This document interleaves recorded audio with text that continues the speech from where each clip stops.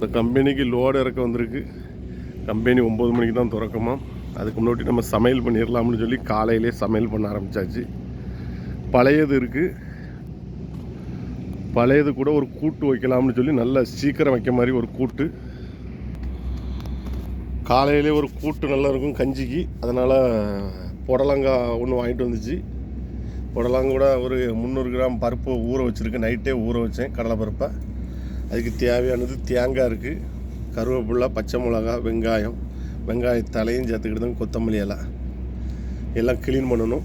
Clean பண்ணி இதை வேக வைக்கணும். புடலங்காவை கட் பண்ணி கடலை பருப்பு லைட்டாக வேக வைக்கணும். காயை கட் பண்ணியாச்சு. தேவையான அளவு உப்பு சேர்த்துருக்காங்க. கொஞ்சம் மஞ்சள் பொடி சேர்த்துருக்காங்க. தேவையான அளவு தண்ணி சேர்த்துட்டு வேக வச்சுருக்காங்க. வெங்காயத்தலை, பச்சை மிளகா, ஒரு கரண்டி ஜீரகம், ஒரு 10 மிளகு, கொஞ்சம் பெருஞ்சீரகம் சேர்த்துருக்காங்க இடிக்கிறதுக்கு.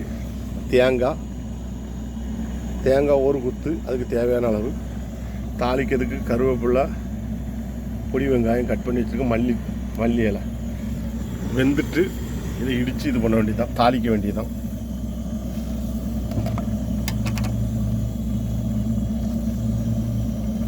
எல்லாம் போட்டு இடிக்கணும். பச்சை மிளகா. பாத்திரம் காஞ்சிட்டு எண்ணெய் சேர்த்துருக்காங்க தேவையான அளவு. எண்ணெய் காயட்டும். கடலை பருப்பு, புடலங்காய் வேக வச்சுருக்கு. ஜீரகம், உள்ளித்தலை, தேங்காய் இடித்து வச்சுருக்கு. பச்சை மிளகா 4 இடித்து வச்சுருக்கு. தாளிக்கிறதுக்கு பொடி உள்ளி, கருவேப்பிலை. எண்ணெய் காஞ்சிட்டான்னு செக் பண்ணி பார்ப்போம். கடுகு சேர்த்துருக்காங்க. எண்ணெய் காஞ்சிட்டு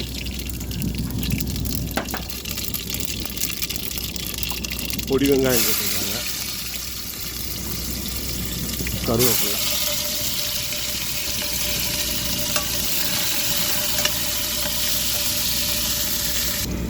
வெங்காயம் நல்லா வதங்கிட்டு இப்போ கடலையை சேர்த்துருக்காங்க, காயை.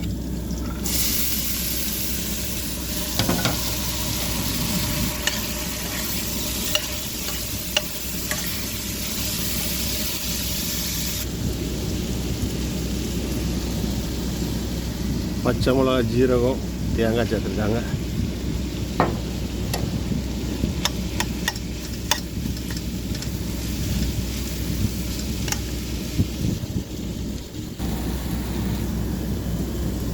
உப்பு தேவை அளவுக்கு சேர்த்துருக்காங்க. உப்பு தேவை.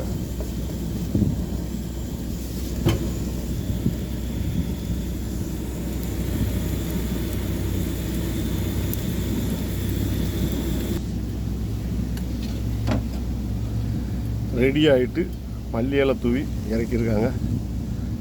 இந்த மாதிரி வச்சு சாப்பிடுங்க, நல்ல டேஸ்ட்டாக இருக்கும். புடலங்காய் கூட்டு.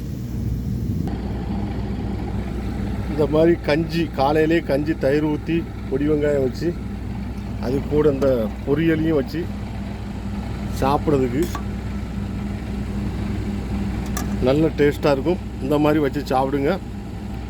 காலையிலே பழைய கஞ்சி, தயிர், பொடி வெங்காயம், அது கூட இந்த கூட்டு, புடலங்காய் கூட்டு வச்சு சாப்பிடுங்க, நல்லா டேஸ்ட்டாக இருக்கும்.